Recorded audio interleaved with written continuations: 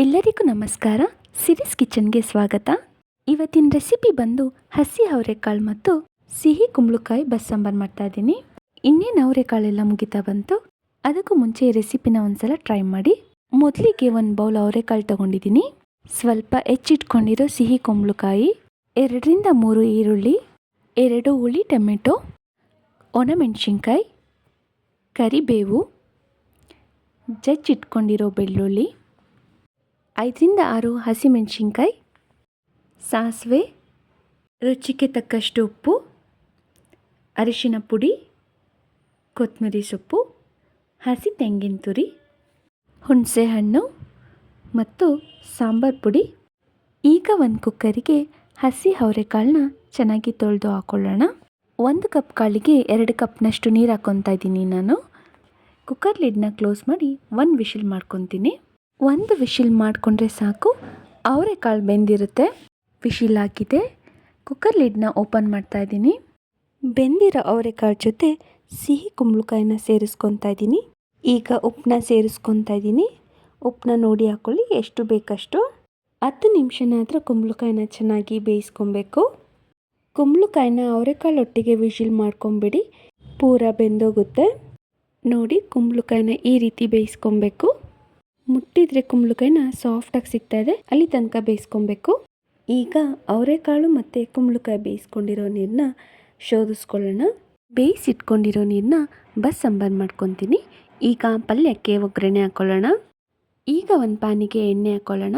ಎಣ್ಣೆ ಕಾದ್ಮೇಲೆ ಸಾಸಿವೆ ಎಲ್ಲ ಸಿಡ್ದಾದ್ಮೇಲೆ ಹಸಿಮೆಣಸಿನ್ಕಾಯಿನ ಹಾಕ್ಕೊತಾ ಇದ್ದೀನಿ. ಮತ್ತು ಹೆಚ್ಚಿಟ್ಕೊಂಡಿರೋ ಈರುಳ್ಳಿ ಸಹನೂ ಹಾಕ್ಕೊತಾ ಇದ್ದೀನಿ.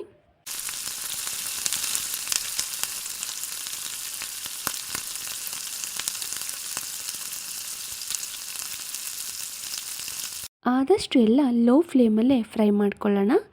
ಈಗ ಕರಿಬೇವು ಸಹ ಹಾಕ್ಕೊತಾ ಇದ್ದೀನಿ.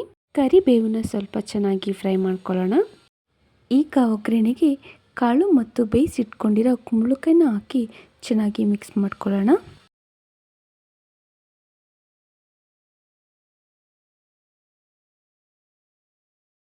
ಈಗ ಪಲ್ಯಕ್ಕೆ ಉಚ್ಚಲ್ ಪುಡಿನ ಮಾಡಿಟ್ಕೊಂಡಿದ್ದೆ, ಅದನ್ನು ಹಾಕ್ಕೊತಾ ಇದ್ದೀನಿ. 2 ಸ್ಪೂನ್ ಹಾಕ್ಕೊತಾ ಇದ್ದೀನಿ ನಾನು ಉಚ್ಚಲ್ ಪುಡಿನ. ಈಗ ಹಸಿ ತೆಂಗಿನ ತುರಿ ಮತ್ತು ಕೊತ್ತಂಬರಿ ಸೊಪ್ಪನ್ನ ಹಾಕ್ಕೊಂಡು ಪಲ್ಯನ ಹದವಾಗಿ ಕಲಿಸ್ಕೊತೀನಿ. ಕಾಳು ಮತ್ತು ಕುಂಬಳಕಾಯಿನ ಬೇಯಿಸುವಾಗ ಉಪ್ಪು ಹಾಕ್ಕೊಂಡಿದ್ದೀವಿ, ಮತ್ತು ಉಚ್ಚಲ್ ಪುಡಿಯಲ್ಲೂ ಸಹ ಉಪ್ಪಿದೆ. ಮತ್ತು ಉಪ್ಪು ಹಾಕೋ ಅವಶ್ಯಕತೆ ಇಲ್ಲ. ನೀವು ಯಾವುದೇ ರೀತಿ ಪಲ್ಯ ಮಾಡಿದ್ರೂ ಈ ರೀತಿ ಉಚ್ಚಲ್ ಪುಡಿ ಮಾಡಿಕೊಂಡು ಪಲ್ಯಕ್ಕೆ ಹಾಕೋದ್ರಿಂದ ನಿಮಗೆ ಪಲ್ಯ ಎಕ್ಸ್ಟ್ರಾ ಟೇಸ್ಟ್ ಕೊಡುತ್ತೆ.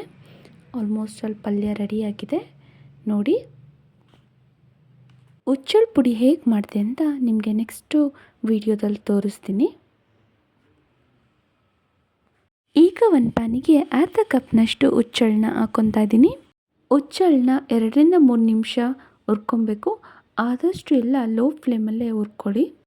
ಈಗ ಸ್ವಲ್ಪ ಕಡಲೆ ಬೀಜನ ಹಾಕ್ಕೊತಾ ಇದ್ದೀನಿ. ಕಡಲೆ ಬೀಜನೂ ಅಷ್ಟೇ ಲೋ ಫ್ಲೇಮಲ್ಲಿ ಹುರ್ಕೊಬೇಕು. ಕಡಲೆ ಬೀಜದ್ದು ಹಸಿ ಸ್ಮೆಲ್ ಹೋಗೋ ತನಕ ಚೆನ್ನಾಗಿ ಹುರ್ಕೊಳ್ಳೋಣ. ಈಗ ಪ್ಯಾನಿಗೆ ಮೆಣಸಿನ್ಕಾಯಿನ ಹಾಕ್ಕೊತಾ ಇದ್ದೀನಿ. ಮೆಣಸಿನ್ಕಾಯಿನೂ ಅಷ್ಟೇ 1-2 ನಿಮಿಷ ಚೆನ್ನಾಗಿ ಹುರ್ಕೊಳ್ಳೋಣ. ಈಗ ಉಚ್ಚಲ್ ಪುಡಿನ ರೆಡಿ ಮಾಡ್ಕೊಳ್ಳೋಣ. ಒಂದು ಮಿಕ್ಸಿ ಜಾರಿಗೆ ಹುರಿದಿಟ್ಕೊಂಡಿರೋ ಉಚ್ಚಳ್ಳು, 5ರಿಂದ 6 ಎಸಳು ಬೆಳ್ಳುಳ್ಳಿ, 2 ಕಡ್ಡಿ ಕರಿಬೇವು, ಹುರಿದು ಇಟ್ಕೊಂಡಿರೋ ಒಣಮೆಣಸಿನ್ಕಾಯಿ ಮತ್ತು ಹುರಿದಿಟ್ಕೊಂಡಿರೋ ಕಡಲೆ ಬೀಜನ ಹಾಕ್ಕೊತಾ ಇದ್ದೀನಿ. ಮತ್ತು ನಿಮಗೆ ಉಪ್ಪು ಎಷ್ಟು ರುಚಿಗೆ ಬೇಕೋ ಅಷ್ಟು ನೋಡಿ ಹಾಕ್ಕೊಳ್ಳಿ. ಈಗ ಇದನ್ನು ತರಿಯಾಗಿ ಪೌಡರ್ ಮಾಡ್ಕೊಳ್ಳಿ.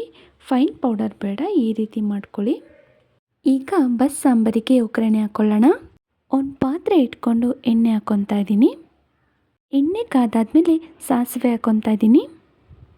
ಸಾಸಿವೆ ಎಲ್ಲ ಸಿಟ್ಟಾದ್ಮೇಲೆ ಕರಿಬೇವನ್ನ ಹಾಕ್ಕೊತಾ ಇದ್ದೀನಿ. ಮತ್ತು ಜಜ್ಜಿಟ್ಕೊಂಡಿರೋ ಬೆಳ್ಳುಳ್ಳಿನೂ ಸಹ ಹಾಕ್ಕೊತಾ ಇದ್ದೀನಿ. ಈಗ ಈರುಳ್ಳಿನೂ ಸಹ ಹಾಕ್ಕೊತಾ ಇದ್ದೀನಿ. ಈರುಳ್ಳಿ ಸ್ವಲ್ಪ ಕಲರ್ ಚೇಂಜ್ ಆಗೋವರೆಗೂ ಚೆನ್ನಾಗಿ ಫ್ರೈ ಮಾಡ್ಕೊಳ್ಳೋಣ. ಆದಷ್ಟು ಎಲ್ಲ ಲೋ ಫ್ಲೇಮಲ್ಲೇ ಫ್ರೈ ಮಾಡ್ಕೊಳ್ಳಿ. ಒಗ್ಗರಣೆಗೆ ಒಣಮೆಣಸಿನ್ಕಾಯಿನೂ ಸಹ ಹಾಕ್ಕೊತಾ ಇದ್ದೀನಿ. ಮತ್ತು ಟೊಮೆಟೊ ಸಹ ಸೇರಿಸ್ಕೊತಾ ಇದ್ದೀನಿ ಒಗ್ಗರಣೆಗೆ. ಟೊಮೆಟೊ ಸ್ವಲ್ಪ ಮೆತ್ತಗಾಗೋವರೆಗೂ ಚೆನ್ನಾಗಿ ಫ್ರೈ ಮಾಡ್ಕೊಳ್ಳೋಣ. ಈಗ ಅರಿಶಿನ ಪುಡಿನೂ ಸಹ ಹಾಕ್ಕೊತಾ ಇದ್ದೀನಿ ಒಗ್ಗರಣೆಗೆ. ಅರಿಶಿನ ಪುಡಿ ಹಾಕಾದ್ಮೇಲೆ ಚೆನ್ನಾಗಿ ಫ್ರೈ ಮಾಡ್ಕೊಳ್ಳೋಣ. ಮತ್ತು ಈಗ ನಿಮಗೆ ಖಾರ ಎಷ್ಟು ಬೇಕೋ ಅಷ್ಟು ನೋಡಿ ಸಾಂಬಾರು ಪೌಡರ್ ಹಾಕ್ಕೊಳ್ಳಿ. ಈಗ ಕುಂಬಳಕಾಯಿ ಮತ್ತು ಅವರೆಕಾಳನ್ನ ಬೇಯಿಸಿಟ್ಕೊಂಡಿರೋ ನೀರನ್ನ ಸೇರಿಸ್ಕೊತಾ ಇದ್ದೀನಿ ಒಗ್ಗರಣೆಗೆ. ಹಾಗೆ ನಿಮಗೆ ಹುಳಿ ಎಷ್ಟು ಬೇಕೋ ಅಷ್ಟು ನೋಡಿ ಹುಳಿನ ಸೇರಿಸ್ಕೊಳ್ಳಿ. 7ರಿಂದ 8 ನಿಮಿಷ ಆದಮೇಲೆ ಚೆನ್ನಾಗಿ ಕುದಿ ಬಂದಮೇಲೆ ಸ್ವಲ್ಪ ತೆಂಗಿನ ತುರಿ ಹಾಕ್ಕೊಳ್ಳಿ. ನಿಮಗೆ ಉಪ್ಪು ಎಷ್ಟು ಬೇಕೋ ಅಷ್ಟು ನೋಡಿ ಹಾಕ್ಕೊಳ್ಳಿ. ಅವರೆಕಾಳು ಮತ್ತು ಕುಂಬಳಕಾಯಿನ ಬೇಯಿಸುವಾಗ ಉಪ್ಪನ್ನ ಹಾಕ್ಕೊಂಡಿರ್ತೀವಿ, ಸೊ ಅದರಿಂದ ಉಪ್ಪನ್ನ ನೋಡಿ ಹಾಕ್ಕೊಳ್ಳಿ ನೀವು. ಲಾಸ್ಟಲ್ಲಿ ಕೊತ್ತಂಬರಿ ಸೊಪ್ಪನ್ನ ಹಾಕ್ಕೊತಾ ಇದ್ದೀನಿ. ಈ ರೆಸಿಪಿ ನಿಮಗೂ ಸಹ ಇಷ್ಟ ಆಯಿತು ಅಂತ ಅಂದ್ಕೊಂಡಿದ್ದೀನಿ. ನೀವೊಂದು ಸಲ ಟ್ರೈ ಮಾಡಿ ಹೇಗಿತ್ತು ಅಂತ ಕಮೆಂಟ್ ಮಾಡಿ. ನನ್ನ channel series kitchen Kannada YouTube ಚಾನಲ್ನ ಸಬ್ಸ್ಕ್ರೈಬ್ ಮಾಡಿ. ಇದನ್ನು ಮುದ್ದೆ ಜೊತೆ ಸರ್ವ್ ಮಾಡ್ತೀನಿ, ತುಂಬ ಚೆನ್ನಾಗಿರುತ್ತೆ. Thank you.